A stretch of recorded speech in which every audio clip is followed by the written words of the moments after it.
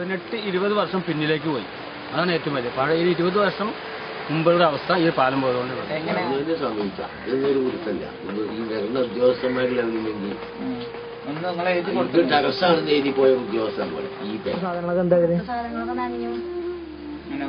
ഞങ്ങളതെല്ലാം പോയതാ.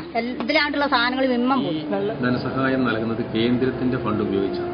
ഇവിടുത്തെ എല്ലാ ആദിവാസി കോളനികളിലെയും എല്ലാ കുടുംബങ്ങൾക്കും 10 കിലോ അരി, 1 കിലോ പയർ, 1 കിലോ പഞ്ചസാര, 50 ഗ്രാം തേയില, മുളക് പൊടി, ഉപ്പ് എല്ലാം തകർന്ന ഒരു കിറ്റ് കൊടുക്കാൻ വനം വകുപ്പ് തീരുമാനിച്ചിട്ടുണ്ട്.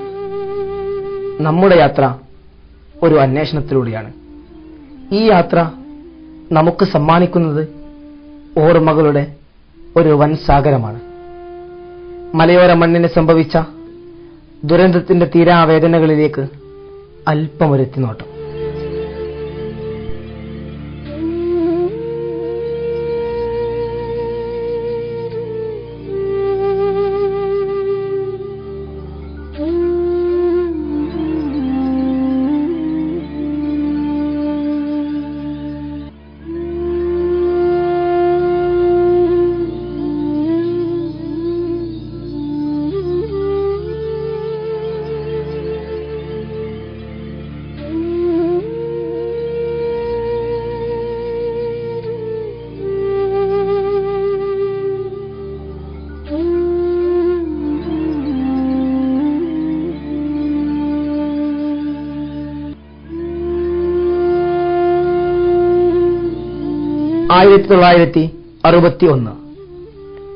കേരളത്തിലെ മലയോര മേഖലയെ ഭീതിയിലാഴ്ത്തിയ പ്രളയം.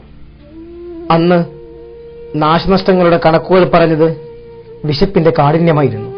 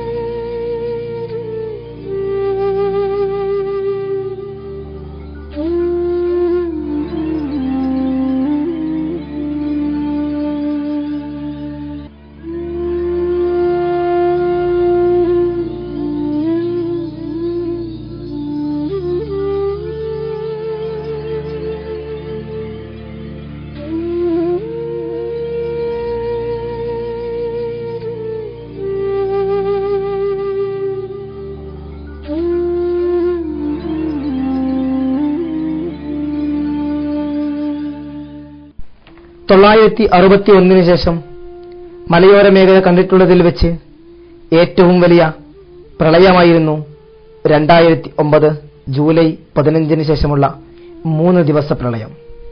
മലയോര മേഖലയുടെ മണ്ണും മനസ്സും ഒരുപോലെ വലിച്ചുകീറിയ ദുരന്തം. ഈ ദുരന്തം ഇവരുടെ മനസ്സുകളിൽ ശിലകളിൽ തീർത്ത കൊത്തുപണികളായിരിക്കും.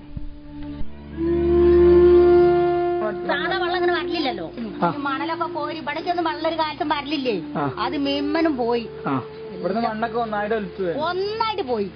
വീടിന്റെ ഉള്ളിലൊക്കെ വെള്ളം കയറിയിട്ട് ഇപ്പൊ പറയുമ്പോഴോട് ചെമ്പല അക്കാക്കൂസിന്റെ അടുത്ത് വരെ വന്നു. ഞങ്ങളോട്ട് ഇവിടുന്ന് എല്ലാവരും വന്ന് വില്ലേജിൽ നിന്നൊക്കെ ആൾക്കാർ പറഞ്ഞു വിട്ട് പോയി പാർക്കാൻ പറഞ്ഞു. ഞങ്ങളോട്ട് അതിൽ അങ്ങോട്ട് പോയി.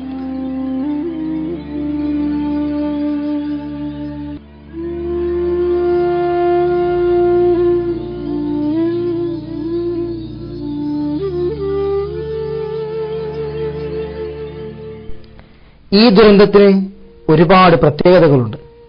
ചിലർക്ക് ഈ ദുരന്തം ഒരു അനുഗ്രഹമാണ്.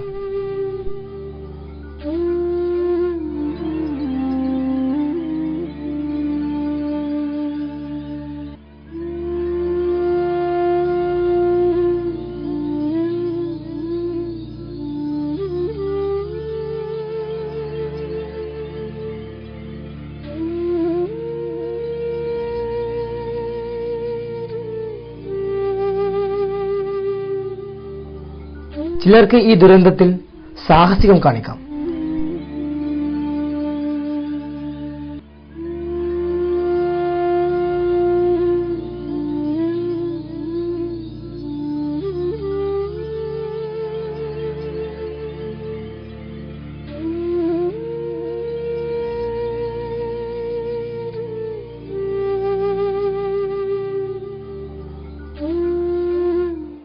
പരിചയമുള്ളതാണോ? നിങ്ങൾ നീന്തി കിടക്കാറുണ്ട്?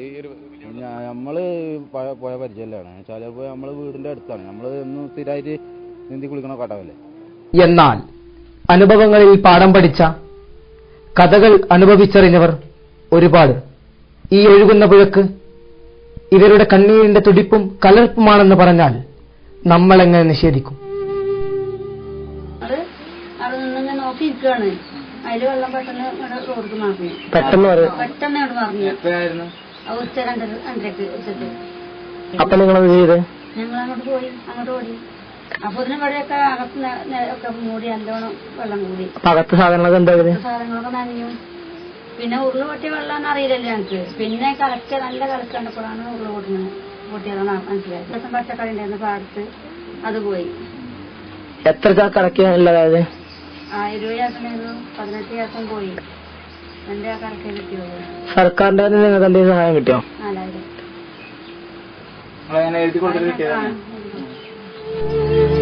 ജീവൻ നഷ്ടപ്പെട്ടവർ, വാസം നഷ്ടപ്പെട്ടവർ, അന്നം നഷ്ടപ്പെട്ടവർ, നഷ്ടങ്ങളുടെ കണക്കുകൾക്കപ്പുറത്ത് പ്രതീക്ഷ പറ്റിയ സ്വരങ്ങളും.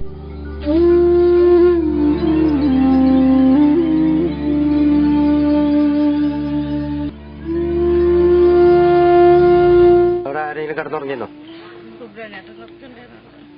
ഞങ്ങളെല്ലാരും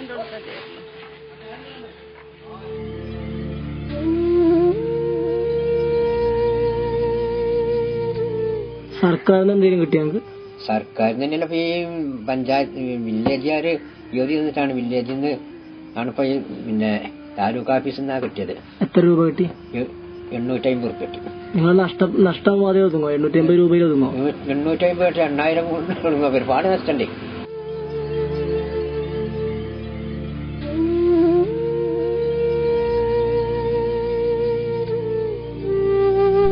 മലയോര മേഖലയിൽ 7 ദിവസം പൂർണ്ണമായും വിദ്യാലയങ്ങൾക്ക് അവധി.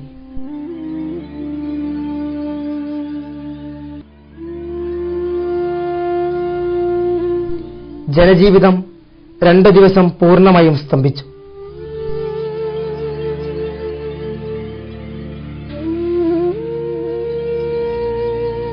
ഞാനിപ്പോ പാലക്കാട് നിന്ന് വരെയാണ് കേരളയിലേക്ക് പോകേണ്ടത്. ഇപ്പൊ ഒന്നും അറിയില്ല എങ്ങനെ പോകണമെന്നൊന്നും അറിയില്ല. വില്ലേജ് ഓഫീസറും ഞങ്ങളും പഞ്ചായത്തിലെ വിവിധ മേഖലകളിൽ വെള്ളം കയറി നിൽക്കുന്ന അല്ലെങ്കിൽ തകർന്ന വീടുകളുടെ സ്ഥലങ്ങൾക്ക് സന്ദർശിച്ചു. അതിനുവേണ്ട നടപടികൾ വില്ലേജിന്റെ ഭാഗത്തുനിന്ന് എടുക്കുന്നുണ്ട്. പഞ്ചായത്തിന്റെ ഭാഗത്തുനിന്ന് എന്തൊക്കെ സപ്പോർട്ടാണ് ഇതിന് വേണ്ടത് ചിലത് ചെയ്യാൻ വേണ്ടി പഞ്ചായത്ത് തയ്യാറാണ്. ഇവിടെ